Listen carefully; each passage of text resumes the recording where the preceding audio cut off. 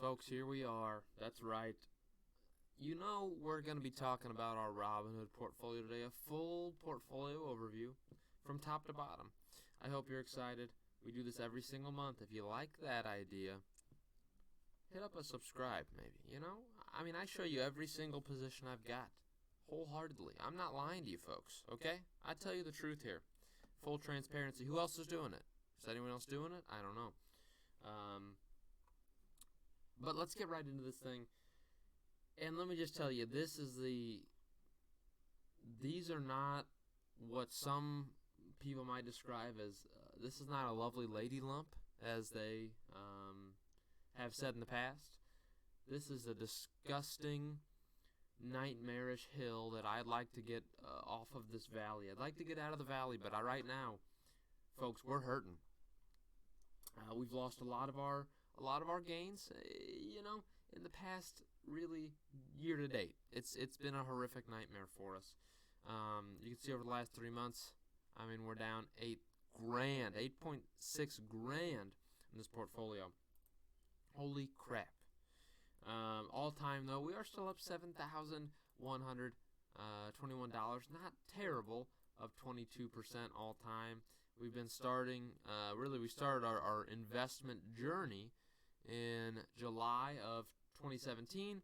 So we're right around, we're going to be reaching 5 years this month. So I hope you're excited for that. And do we have a lot to say for it? Well, we have a lot of dividends to say. We earn a lot of dividends in the portfolio. We have a big focus on dividends. As you can see, we're yielding 4.6%, 5.4% yield on cost, and an annual income around $1,800 is pretty nice, all things considered. So despite some lackluster share appreciation this year, or really, pretty luster share depreciation, we're still performing decently when we talk about dividends and we take that into account. So let's take a peek here real quick on what the month looked like for us. That's right, down $3,300 this month alone, 8%. That is what I would describe as nasty. It's nasty. We saw a little bit of hope here towards the end of the month, and then the last few days just kind of wrecked all of that hope that I've ever had. And it's really ruined my entire life. No, we're confident in the future here, folks. So let's start talking about these positions. We're starting with our biggest one and one of our best in Apple Dapple. Why do I love Apple? Well, okay, folks, Apple's great. Here's our issue. It hasn't yet valued in our transferred shares average cost with our Robinhood average cost.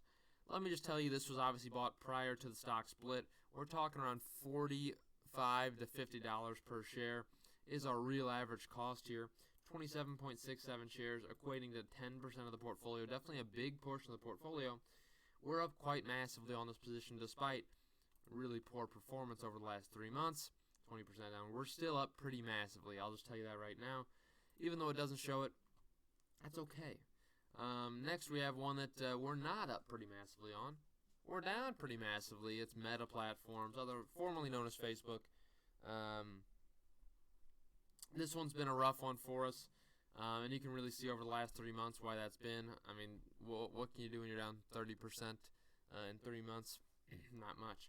Cost basis here at $185.74, 13.75 shares here. Total return right now sitting at a loss of $355 or 13.9%. Could be worse, but on a long-term basis, I feel really confident about this position. Microsoft's been one of our few, definitely very bright spots. Cost basis here at $103.98, 4.6 shares, 3% of the portfolio. Total return sitting at $720 up or 150%. So this has definitely been a nice one for us, all things considered. Then we have AMD. This is one that I got transferred over as well for my Stash Invest account. $79.69 per share. Only the one share that got transferred over because it could only transfer, full shares, so I get that. But I am down right around 8% or $6. Nothing crazy there, but that's not too bad. After them, I have Disney, another one that's been a bit of a stinker, for sure. Now, my cost basis on Disney sitting at 104.04. What more do you need to say when over the last 3 months, yet again, 30% downward movement? That's all you need to know. Year to date, this thing's down horribly. We're talking about 40+%. So that's why we're down 8.1 shares here. Down right around 8% or $66 on that one. Carnival Cruise Lines, also, let me tell you, it's a stinker, folks. Transferred these shares over, and I've actually added a little bit now that it's been under $10. $16.10 is our average share price cost. 32 shares at loss right now. $233 are down 45%. This one's been hot garbage. I think under $10 it's a buy, but again, as you can see, 55% downward movement in the last 3 months. That's why we're pretty far down there. So it's been rough. Then we get into some of the biopharmas with AbbVie. This one's been a big winner for us. As you can see, $79.41 per share is our cost basis. 5.9 shares, we're up $439 or 93%. It's a big winner for us for sure. AbbVie really is. So I'm very excited about that one. For sure. Then we have Gilead Sciences. After them, another biopharma here. Share price has been pretty horrific, no doubt. The performance hasn't been great, but we've been earning good dividends. $63.60 per share at 9.45 shares. I'm down $11 or 2%. Nothing I'm too shocked about. Obviously, when you account for dividends, I'm up quite a bit on that one because I've held the position a while. But we'd like to expect a little bit better. Ford Motor Company, not quite adjusted for my transfer quite yet. I don't know why Robinhood takes 18 years to do that, but eventually I'm hoping they'll add it, because I'll tell you my average cost on my Robinhood portfolio was right around $9 a share, so we are up on this one, but $89.41. What am I talking about? 89.4 shares of Ford. I mean, it's nice. We're up pretty nicely on that position, all things considered. New York Community Bank, as we get into one of our financials we've had since the dawn of the portfolio, $10.58 is our average cost basis, 35 shares. I'm down 12.2% or $45. This one's been a stinker. Again, accounting for dividends, since I've held it since the lifetime of the portfolio, I am up, but that's not a fair way to necessarily judge that. Another financial here in Charles Schwab. This one's been a winner for us. Now, this one was acquired via owning TD Ameritrade prior at a cost basis around $30. So that's really where our cost bases are at, because the share prices were around the same when Schwab bought out TD. So not necessarily fair here, but we do have 4 shares. We are up on this position around $20 per share, but so around 50%. But the numbers aren't quite accurate there. Target has still been a big winner despite being down massively over the last year, even 41% over the last year. Still been a big winner. Just added some more to the position too. 107.66 per share is our cost basis. 8.22 shares. I'm up $285 or 32%. This one's a nice, and it's going to continue to be a massive winner for me in the future. I know it will. Costco, following them, was one I had transferred over with a cost basis of $325.10. So we are up 50% right around or $160. So not too shabby with Costco. Obviously a big winner on the long term as well. Kohl's, look, this one's only a stinker just because of yesterday. Friday, when this, look at this, down 19.64% on the news that they're no longer going to be reviewing buyout. Look, this is a company trading at ridiculously cheap valuations. 4 price to earnings ratio. 4. Dividend yield now over 5%. Price to sales under 0.5. It's the cheapest company known to man right now. I don't know why Kohl's is down this much just because they're not going to get bought out. It's just asinine. and I picked up $100 more of Kohl's yesterday. $31.61 per share is the average cost, 31.5 shares. And I'll be buying more on Monday, by the way, if it stays down. Down $96 or 9.65% just from the one frickin' day. People are just wild. Tapestry. Tapestry is a nice one for me. Been very well. Performing very well. $17.78 per share. 23.4 shares. Our total return sitting at 73% or $305 up. So this one's been a big winner for us on top of nice dividends as well. Stitch Fix, it's one that I don't really want to show, but here I am showing it to you. Cost base is at $19.63, 21 shares. I'm down 75% or $309. And I just need to show you. At one point, I was up 5x my money, and I didn't sell. And that is an issue, folks. I was up 5 times the money, and I didn't sell it. So this was just an epic failure by me, and a little bit of greed. It's a little bit of greed. So it's a learning lesson, folks. Sometimes you have to learn when to accept a good gain. I mean, you really do. I do think it will recover, but now I'm going to be stuck with it, just bag holding it in the meantime. Home Depot, cost base here at $165.32, only one share here. I'm up 68% or $119 though, so that's pretty solid if you ask me. Coca-Cola, $45.56 a share with Coca-Cola, 7.68 shares. It's been a nice winner, $144 up or 41% in recessionary environments. Coca-Cola performs very well, and that's what we're headed into. So, going to be looking to that one to kind of stabilize me a little bit. Starbucks, nothing crazy with Starbucks, $66 a share, 4.14 shares. It's been down pretty massively over the last few months, but we're still up 19, really right around 20%, or $54 up. Nothing crazy there at all. iRobot following them. iRobot is yet again one that I got greedy on. We look over the last 5 years. Yes, at one point this was valued over $130 a share, and my cost base is at $52.38. Look, I'm down pretty massively on iRobot. I get it, folks. I'm down around over 20% on iRobot. Look, it's fine. Don't be greedy, folks. It'll come back. Though. Micron, been decent for me, but again, the last 3 months have been horrific. It's every position's really been horrific for me over the last 3 months. $45.30 per share is my average cost here. 10 shares, up $83 or 18%. Not too shabby. After Micron, we have Cisco. Cisco Systems been just a boring holding, but that's okay. Sometimes you need boring because it stabilizes all these unstable stocks I'm holding lately. $39.46 a share, 5.5 shares, $17 up or 8%. Nothing crazy. It's Cisco. Nothing crazy by any means. Garmin following them.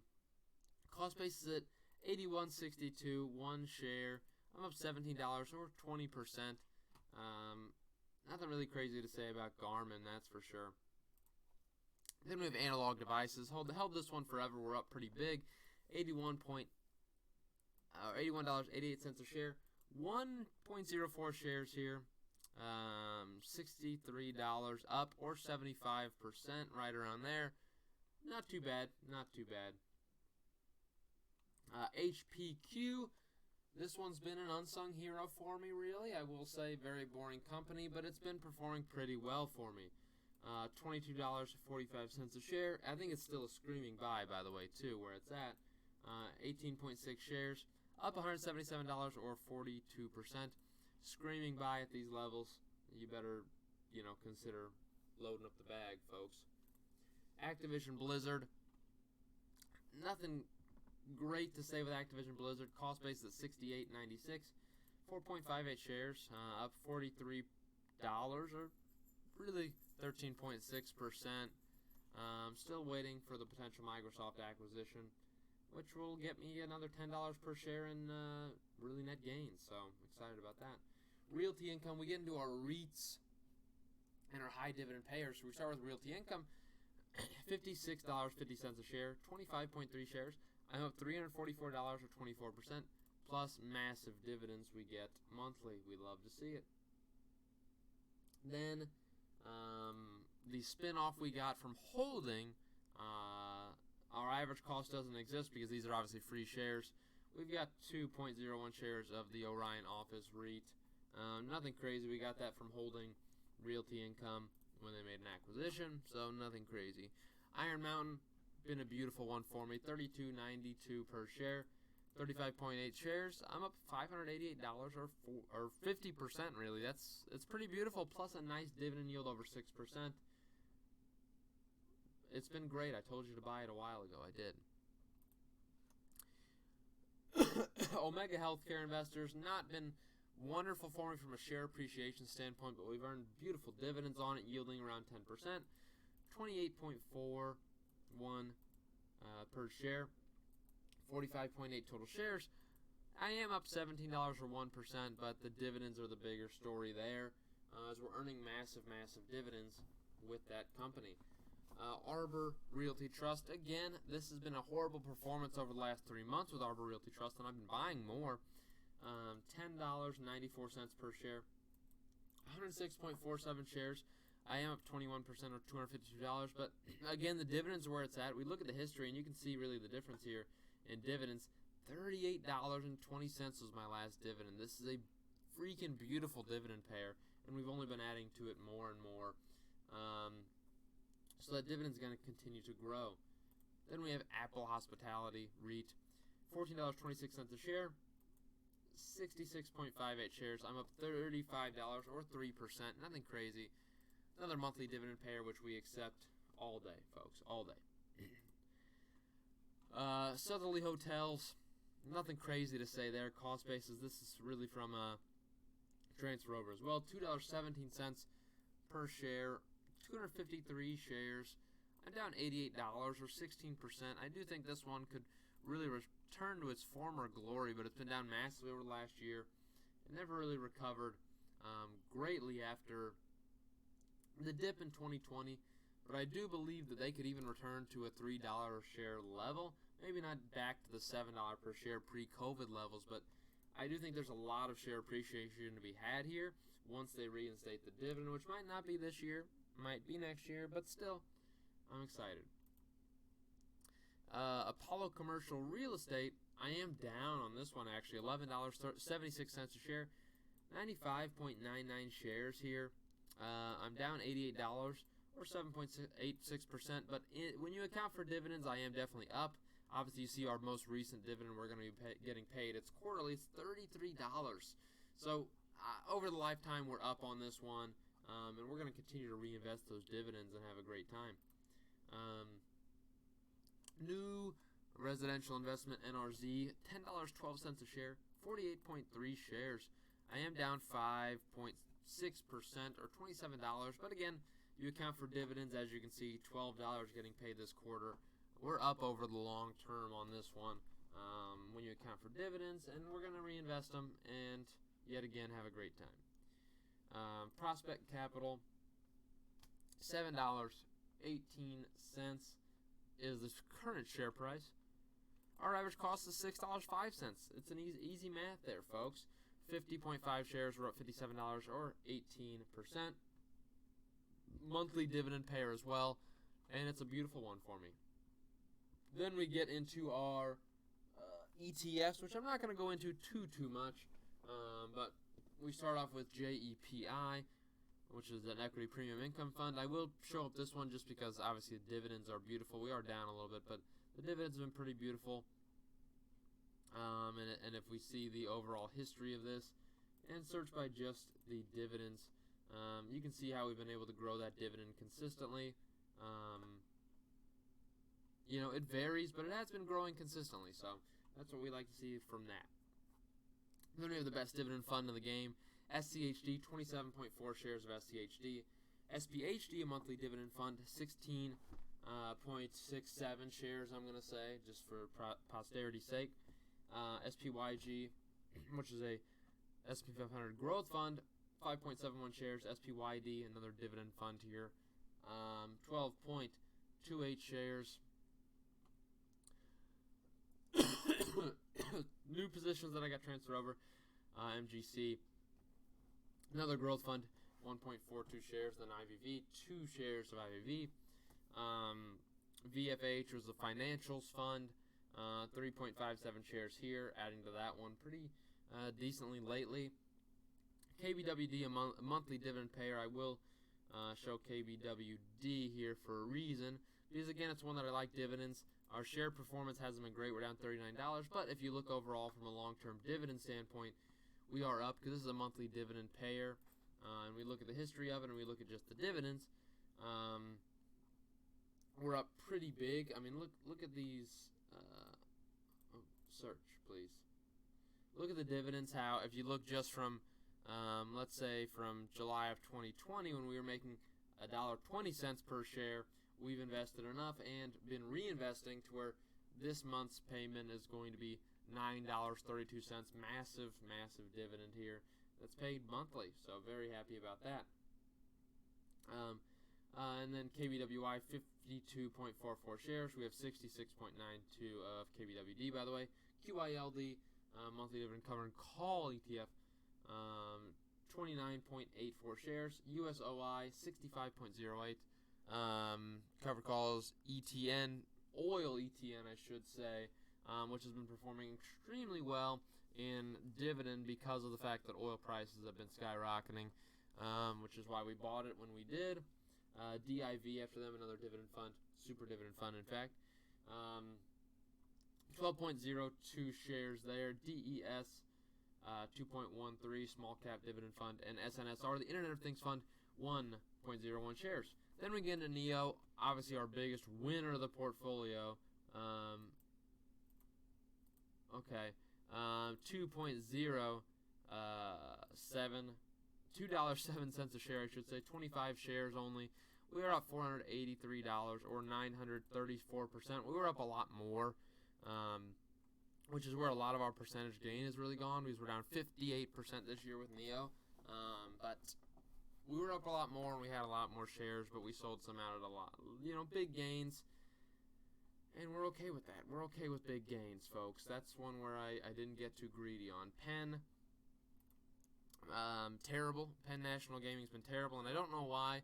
California's closer than ever, and they will be legalizing gambling. Yet the share price doesn't go up. $55.87 per share. 5 shares, down $122 or 43%. Just not the market for growth companies like this, or speculative companies. It's not the market for it right now.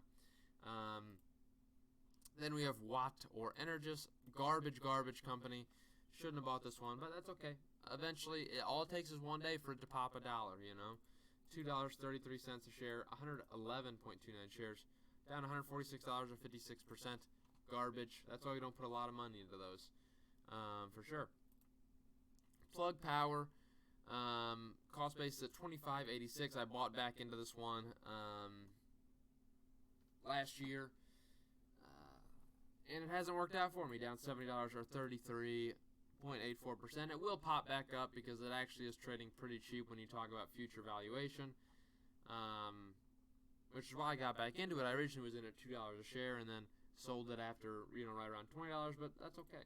And our last company is the worst one of all, which is about to be the loss of all of our money. We're going to lose all the money we invest in this one, probably because it's going to be delisted because it's a piece of garbage. Is New Age. We currently hold 185 shares. The cost basis was around $2 a share. Just being honest, right around $2.50, I believe. So we have around $500 we invested in this thing that's just going to be wiped out because it's absolute hot garbage. And we look at the advanced chart and look, it's all I see is red, no matter what. Got red on my mind. It's never going to get back to where it was here in these 2018 levels. It's just terrible. But anyways, might as well sell it while we're on screen here. But yeah, that's what I got for you. That's our Robinhood portfolio. I hope you had a great time. I'll see you next time.